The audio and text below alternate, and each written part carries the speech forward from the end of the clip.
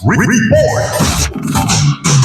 Ang LTFRB or Land Transportation Franchising and Regulatory Board kagapong adlaw mipagawas kini sa updated fare guide alang sa mga provincial utility buses. O nagipakita nini ang bagong giaprobahan nga provisional nga plitian uminto sa provisional nga plitian nga epektibo niadto nga pitsa 14 nining bulan.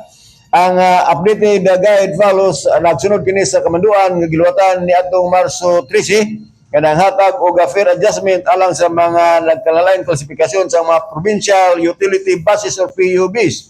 Ang aprobado nga kausaban sa plitian ang gipagawas kini kagahapon nga adlaw. Ubos sa mga bagong gabayan ang mga air condition super deluxe o deluxe provincial buses ang mo-implementar kini og 35 centavos nga uminto sa plitian matag kilometro.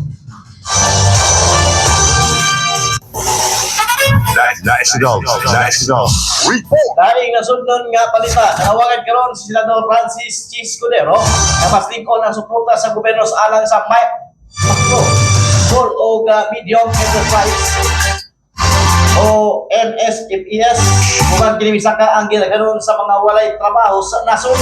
Paso sa pinakabagong labor force survey sa Philippine Statistics Authority kung napot sa 2.9 sa isang milyones na Pilipino ang walay trabaho ni atong bulan sa Enero ning tuiga. Atod pa ni Senador Escudero ang maong numero napakita nga dunay seasonal job losses o dunay nga problema nga ekonomiya kinahanglan tayong aksyonan sa Kongreso. Kung nini, iyang ginasig ang Senado nga paspasan ang paghiskot sa duwa ka balaod noon nga iyang gisulat. Una ang Senate Bill 231 nga nagtumong sa pagpasayon sa tax requirements o pagminos sa gasto sa mga MSME. Kadua ang Senate Bill 233 na patuliga sa mga bangko o grading institutions na pagpundo o porsyento sa ilang pautang gagmay nga negosyo. Kumala pa si Senador Escudero na ang access sa kapital o pautang mao'y unang labing importante na panginahanglan sa mga gagmay nga negosyo aron makapalit og stock, makabago o sa ilang operasyon o makadugang sa mga empleyado.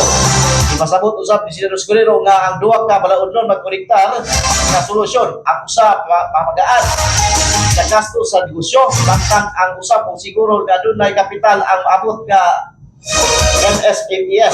Matod pa sa Senador, kung gusto magpakapunod ang pagkawalay trabaho, nangaglikon ang sektor nga nagataw trabaho sa kadagang sa mga Pilipino. Sa dakos gyapon sa PSA, bisaka ang unemployment rate sa 5.8% niadtong Enero tuig 2026 gikan sa 4% sa Disyembre sa diaging tuig. Ipakita usab sa report nga dakong pagkunod sa trabaho ang sektor sa agrikultura, wholesale o retail trade o pangisdaan nga kasagaran ipatagan sa MSME.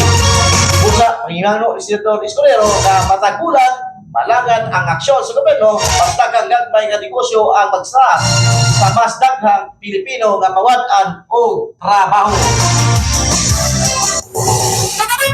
National Report. Si Vice Presidente Sara Duterte namayag kagahapon adlaw kung musangat ba siya og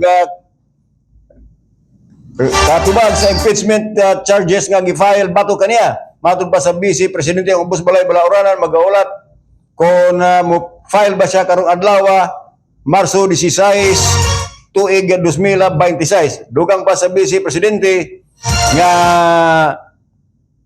ang iyang kaso diya sa Senado kung sa Kongreso kining impeachment complaint ang gipamayag kini nga iya kining tubagon pinagi sa iyang mga abogado. National Report.